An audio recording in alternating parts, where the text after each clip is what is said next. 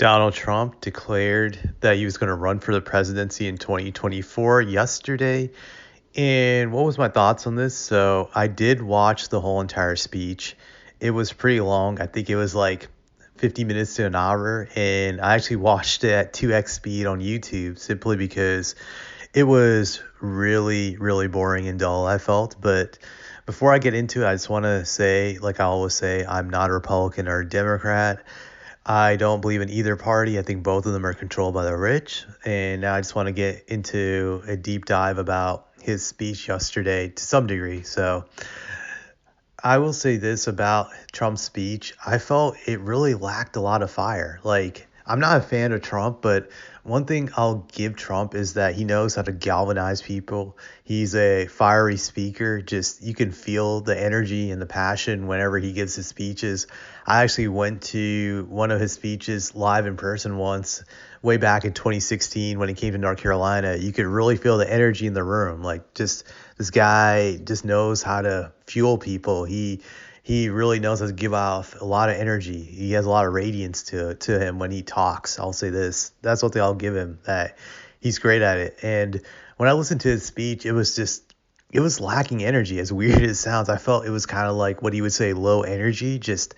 I didn't feel energized by it. Great. I'm not a Trump fan, but with Trump, one thing he's always done is that when I hear him talk, I'm always awake and alert, just because that's how fiery he is when he talks.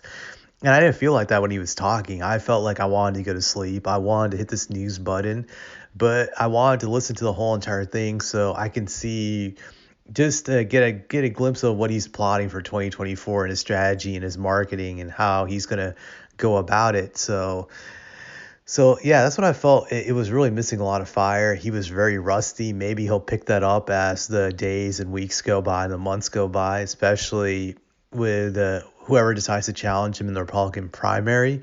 He said the obvious things I expected him to do, that Biden has destroyed the country, inflation's out of control, the economy is terrible, and just Biden's idea of green energy is garbage. We don't need it. We're fine on fossil fuel energy, and just Biden is making a mistake, and climate change is not a real threat. I remember him emphasizing that. He's like, hey, it's not a big deal. Like, the ocean has gone up, I believe he said something like by an inch or two after 300 years, and it won't go up by another inch or two for another 300 years. So he was being his typical self in that regard, exaggerating things. He also mentioned my personal favorite, the war on the southern border, that there's an invasion of illegal immigrants coming through on their caravans. So he was his typical self with his propaganda that he was trying to hype up in this. So with that being said, I'm just going to make a bold prediction, at least for the Republican primary. Granted, the other candidates haven't declared yet, but I don't see anybody beating Trump in the Republican primaries. I know they're hyping up their golden boy, Ron DeSantis, that he's the chosen one and he's the one who's going to defeat Trump, but I don't see even DeSantis defeating Trump.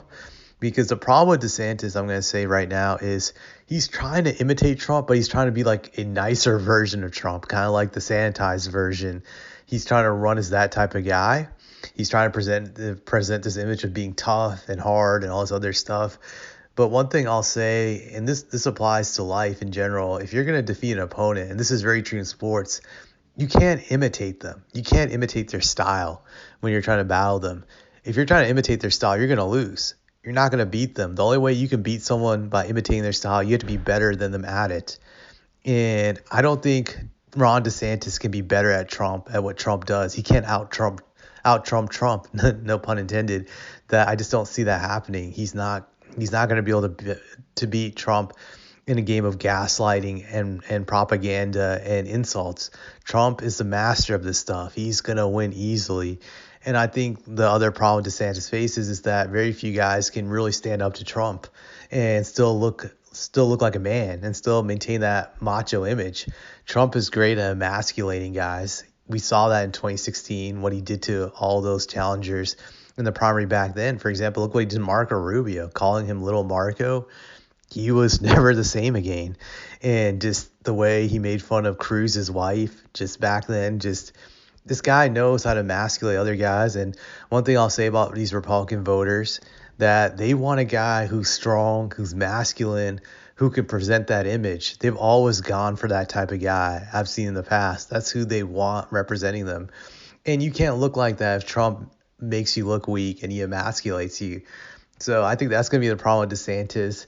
And I look at the rest of the field. I look at a guy like Holly. I look at Cotton. I think they're not going to run. They're just going to wait for 2028, which is a smart move because, again, they're still young. They're still in their 40s, so they have plenty of time. But I feel that anyone who runs against Trump, that's kind of like a suicide watch, at least in the primaries, that it's going to be hard to defeat him. Just I don't think anyone can, but it's going to be entertaining. I think Trump is going to destroy whoever decides to become the sacrificial lamb when running against him in the primary. Just he's the king of the hill. I'll say this, though. The Republican debates are going to be very entertaining. That's one of the positives. Granted, it sucks that we had to deal with one of these guys actually running for president when it's officially over. But prior to them being the official nominee, this is going to be a lot of entertainment. Just this is going to be Comedy Central with whoever tries to run against Trump. That's what they all say. So I have Trump winning the primary. I definitely think he's going to win it, to the chagrin of the Republican establishment. They are going to be depressed about it. So I have him winning the primary. I haven't called the general election yet because even though Biden is very unpopular, I feel 2 years is a lot of time in politics when it comes to determining the presidential election. A lot of things can change in 2 years. You just never know. Things could get better.